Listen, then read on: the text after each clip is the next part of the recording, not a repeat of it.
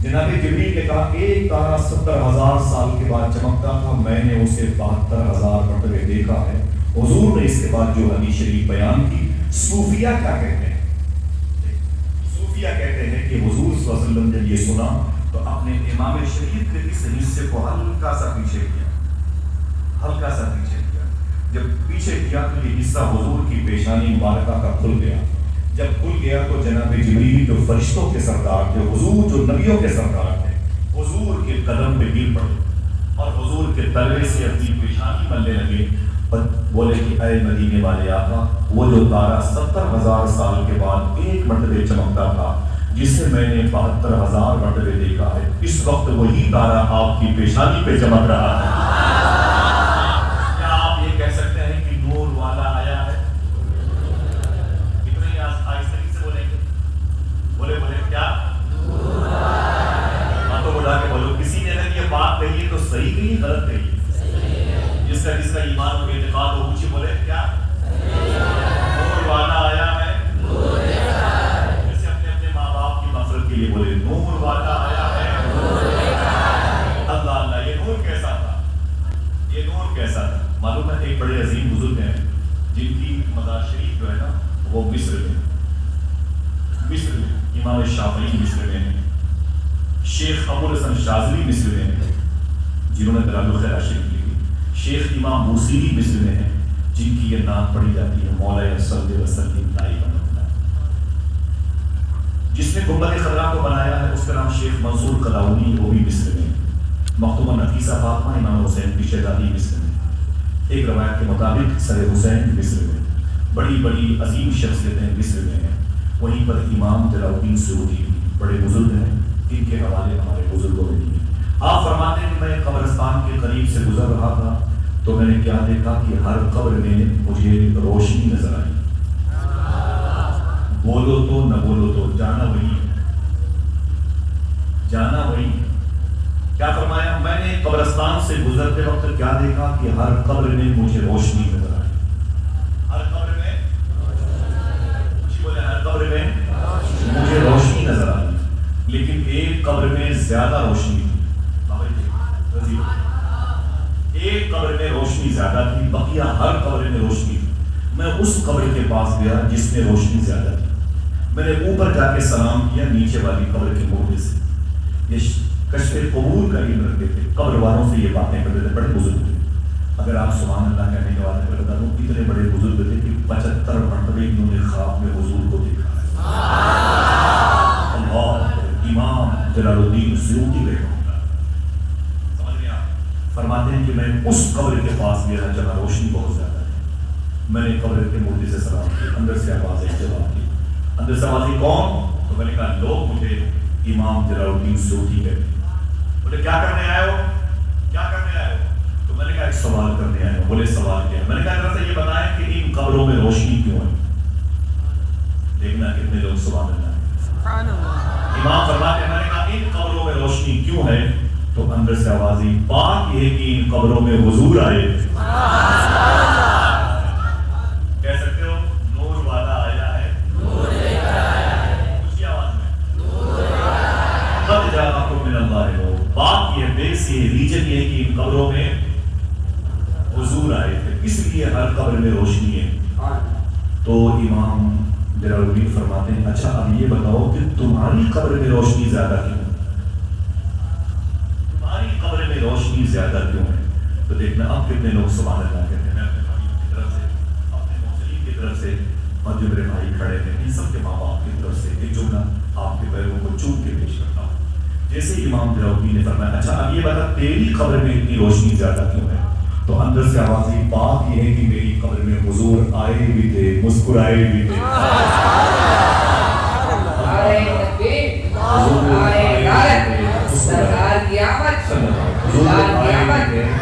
اور مسکرائے بھی تھے۔ سبحان اللہ۔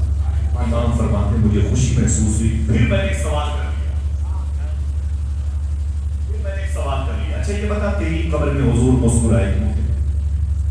تیری قبر میں حضور مسکرائے کیوں تھے؟ جواب کیا آیا اسے یاد کر لیجئے، پریکٹیکل طور پر اس کو دیکھنا ہو تو بابا جی کے علاقے میں چلیے تو دیکھیے بابا جی کے علاقے उस अंदर से, कब्र के अंदर से आवाज आई है, इमाम दिलाउद्दीन, बात यह है कि मेरी आदत है, मेरी छोटी सी गुमटी में दुकान थी, रोजाना शाम को जब दरवाजे में बढ़ाता बंद करता तो अपने मुनाफे के पैसे निकालता, उसमें से 1 रुपए का सिक्का निकाल कर एक थैली में डाल देता। जब वो थैली 30 दिन में 30 सिक्के वाली हो जाती थी, 2 महीने में 60 सिक्के हो जाते थे करीब करीब, और फिर 6 महीने में पौने 200 सिक्के हो जाते थे, और जब साल पूरा आता तो वो थैली सिक्कों से भर जाती थी। देखना आप कितने लोग सुभान अल्लाह कहते हैं। अंदर से आवाज आई, अरे इमाम दिलाउद्दीन सूफी। और जब साल पूरा हो जाता था तो रबीउल अव्वल शरीफ के महीने में मैं उसी थैली से सारे पैसे निकाल के हुजूर की मिलाद पे खर्च किया करता। तब ये आवाज आती है, नूर वाला आया है। आप बताते हैं, हर दरवाजे पर तो इतना बड़ा कैंपस है नहीं, हर दरवाजे पर कितनी बड़ी जगह कैंपस लॉज है नहीं, फिर कैसे हो पाएगी मजलिस? मैं आपसे बताता हूँ, यही बातें सुन करके अपनी बहन बेटियों को अपने घर में बता दिया करो, आपके घर में भी महफिल रसूल सजाने का फैज़ जारी रहेगा इंशाअल्लाह। बोले इंशाअल्लाह, फिर से बोले, नूर वाला आया है।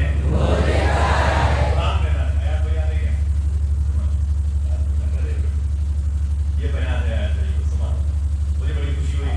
मैं घर पे गया था, मैं आज सुबह फजर की नमाज के बाद अपनी अम्मी की कब्र पे बैठा हुआ था, नमाज बहुत करना हुआ था, कई दिन के बाद गया था, और जब मैंने पोस्टर देखा सुबह को तो मुझे बड़ी खुशी हुई।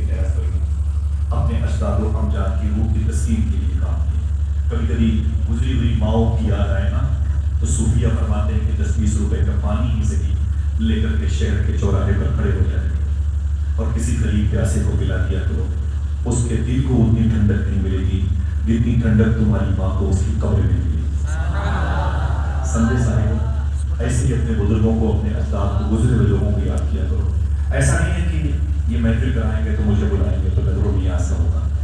जो परवरदिगार आलम बिल गेट्स को, अडानी को, अंबानी को और शेक्सपियर को, मिल्टन को, आइंस्टाइन को, लॉर्ड निकाले को, नेतन्याहू को, व्लादिमीर पुतिन को, बाइडेन को पाल सकता है, वो हम जैसे कुत्तों को भी भूखा नहीं छोड़ेगा, जो कि उसके हबीब के बेटे गौस पाक की बातें करते हैं। समझे? अल्लाह का शुक्र है। लेकिन मैं गुजारिश करता हूँ दोस्तों, अपने दरवाज़ों पर अपने दादा, बाप, दामा और दादी की गुजरी हुई यादों को आप बरकत की महफिलों में तब्दील करने के लिए इस किस्म की महफिलें करवाया करो इंशाअल्लाह। हो सकता तो असर की नमाज के बाद उलमा इकराम को बुला लिया करो, सादात इकराम को बुला लिया करो, 1 किलो खजूर लाया करो, 10-20 चाय का इंतजाम कर दिया करो। नमाजियों के कदम आ जाएंगे, तलबा के नाइबीन रसूल की कदम आ जाएंगे।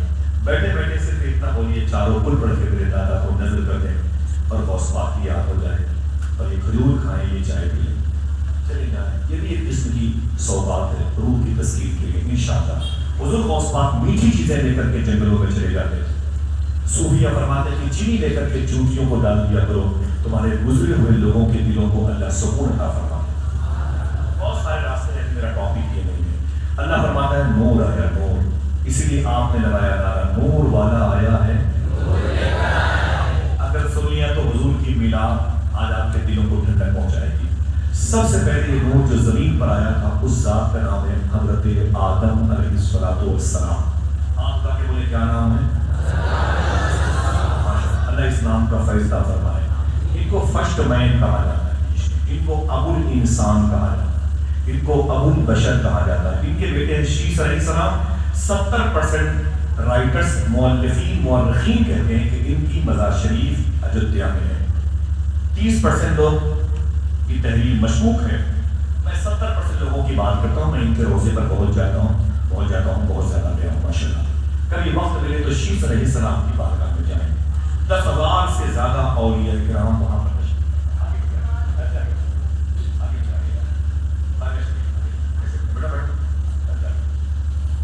अगर कोई सैयद ज़्यादा नीचे बैठे हो तो मैं गुजारिश करता हूँ, क्या है ऊपर बैठे हैं तो बाबा जी नीचे बैठे, सुभान अपनी माँ के नाम पे सुभान अल्लाह कहते हैं।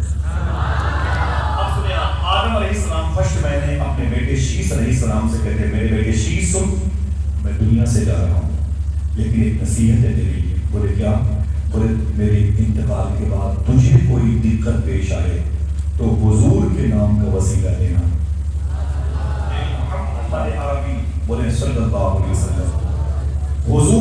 کام کا وسیلہ دینا. تو شیس علیہ السلام بولے ابو آپ فرسٹ مین ہیں, میں آپ کا بیٹا شیس. یہ بیچ میں تیسرے محمد صلی اللہ علیہ وسلم کون ہے؟ یہ کون ہے؟ آپ تو ابو الانسان انسانوں کے باپ, آپ ابو البشر بشر کے باپ. یہ حضور کون ہے؟ تو جناب آدم علیہ السلام نے کہا اے میرے بیٹے شیس یہ سچ ہے میں انسانوں کا باپ ابو الانسان ہوں, لیکن جن کا نام میں نے لیا ہے نا یہ روحوں کے باپ ابو الارواح ہے, یہ روحوں کے باپ ہے. تو کہا ابو آپ کو کیسے پتا چلا کوئی یہ ذات بھی ہے؟ آپ پہلے آدمی, میں دوسرا آپ کا بیٹا, آپ کو یہ کیسے علم ہوا کہ کوئی حضور نام محمد عربی نام کی کوئی شخصیت بھی ہے؟ تو جناب آدم علیہ السلام کہتے ہیں جب میں نے جنت میں اپنی آنکھ کھولی تو میں نے کیا دیکھا, درختوں کی ہر پتی پر جہاں اللہ لکھا تھا اس کے آگے محمد لکھا تھا. میرے دل سے آواز آئی اللہ وہ جس نے کائنات بنائی اور محمد وہ جس کی وجہ سے کائنات بنائی. اور سن میرے بیٹے شیس, میرا اور تیرا کام کیا ہے؟ آپ نے کہا نہیں بارات آنے والی ہے, دری چادر بچھا دو, بارات آنے والی ہے, شیر مام تیار کر دو, دولہا بارات کے ساتھ آنے والا ہے, اس کے لیے محبتوں کی اسٹیج سجا دو, کھانے تیار کر دو, ناشتے کی ڈش تیار کر دو, تب تیاری سے ترتیب سے کھڑے ہو جاؤ. آپ نے کہا نہیں یہی بات آدم علیہ السلام نے اپنے بیٹے شیس علیہ السلام سے کی. اے میرے بیٹے شیس میں اور تو اور تیرے بعد تیری اولادیں, وہ چاہے نوح علیہ السلام ہو, چاہے یعقوب ہو, چاہے یوسف ہو, چاہے سلیمان ہو, چاہے ابراہیم ہو, چاہے ذوالکفل ہو, چاہے یوشع ہو, چاہے صالح ہو, چاہے ہود علیہ السلام ہو, چاہے عیسیٰ ہو, چاہے موسیٰ ہو, چاہے دانیال ہو, کوئی بھی نبی, ہر نبی کے آنے کا مقصد یہی ہے, وہ اپنی امت سے یہی کہے گا اے میری امت کے لوگوں تیاری کرو, تیاری کرو, رسولوں کے سردار آنے والے. زمین کو کی پچ کو ہموار کر دو, آمینہ کا لالا آنے والا. میرے اور تیرے بعد لاکھوں نبیوں رسولوں کی آمد کا مقصد حضور کے آنے کا اعلان کرنا ہے. یہی نور محمدی صلی اللہ علیہ وسلم جناب عبد مناف کی پیشانی پہ چمکا. عبد مناف جو قصی کے بیٹے ہیں, قصی کلاب کے بیٹے ہیں, وہ مرہ کے بیٹے ہیں, وہ لوئی کے بیٹے ہیں, وہ فہر کے بیٹے ہیں, وہ آگے جا کر کے حضرت ابراہیم علیہ السلام تک ملتا ہے. عبد مناف کی شادی مکہ شریف میں ہوئی. جب یہ دونوں میاں بیوی اکٹھا ہوئے تو ان کی شکل نور سے ایک شہزادہ پیدا ہوا جس کو دنیا حضرت ہاشم کے نام سے جانتی. یہ حضور کے سگے پردادا ہے, اسی لیے حضور صلی اللہ علیہ وسلم کو ہاشمی کہا جاتا ہے. کیا کہا جاتا ہے؟ حضور کے سگے پردادا کا نام حضرت ہاشم تھا. کوئی یہ سوال کرے کہ حضور کے سگے پردادا کا نام کیا ہے تو کیا بتاؤ گے؟ جیت رہی ہے. ان کی شادی کہاں ہوئی معلوم ہے؟ یہ سفر کرتے مدینہ شریف ہو کر کے بصرہ جا رہے ہیں. جب مدینہ شریف ہو کے گئے تو مدینہ شریف میں قیام کیا. ان کی یہ خوبی تھی, ان کی یہ خوبی تھی جب حضرت ہاشم چلا کرتے تھے تو ان کے پیروں کے نیچے کی مٹی کئی دنوں تک مہکا کرتی تھی. کسی نے کہا ہاشم مبارک ہو, مبارک ہو, مبارک ہو, تیرے پیر کی مٹی مہکتی ہے. تو آپ کہتے کہ خدا کی قسم میرا اس میں کوئی کمال نہیں, سارا کمال نور محمدی کا ہے جو میری پیشانی پہ چمکتا ہے. ابھی تو نور آ رہا ہے, تب تو نعرے لگیں گے نور والا آیا ہے. جناب ہاشم مدینہ شریف پہنچے اور پھر مدینہ شریف سے آپ نے بصرہ کا رخ کیا. واپس پلٹے تو مدینہ شریف میں ایک خاندان تھا جس کو یہاں کے 90% لوگ نام سن چکے ہیں. اس خاندان کو خاندان بنو نجار کہا جاتا ہے. کیا سب جانتے ہیں ماشاءاللہ, نہ بولے الگ بات ہے, میں بنارس کی زمین کو جانتا ہوں. خاندان بنو نجار کہا جاتا ہے. یہ حضور صلی اللہ علیہ وسلم کی پردادی جن کی شادی جناب ہاشم سے ہوئی تھی, یہ ان کا مائکہ ہے. ان کا نام تھا حضرت سلمہ. کوئی پوچھے آپ سے کہ حضور کی پردادی کا نام کیا تھا, کیا بتاؤ؟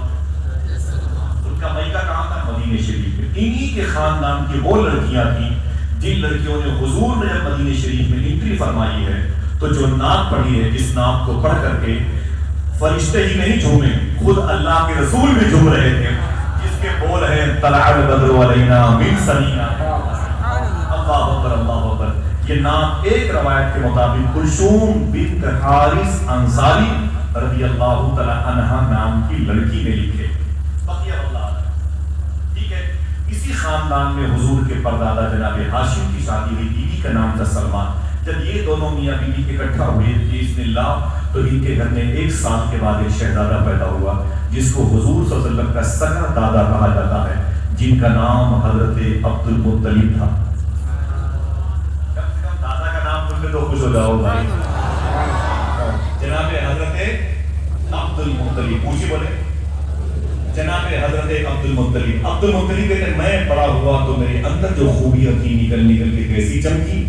آپ فرماتے ہیں جب میں مکے کی گلیوں سے گزرتا تھا تو میرے قریب اگر کوئی بیمار جانور بھی گزرتا تھا تو میرے سائے میں آ کے اللہ اسے بھی شفا عطا فرما دیتا تھا۔ تو میں کہتا تھا، لوگ کہتے تھے کہ اے عبد المطلب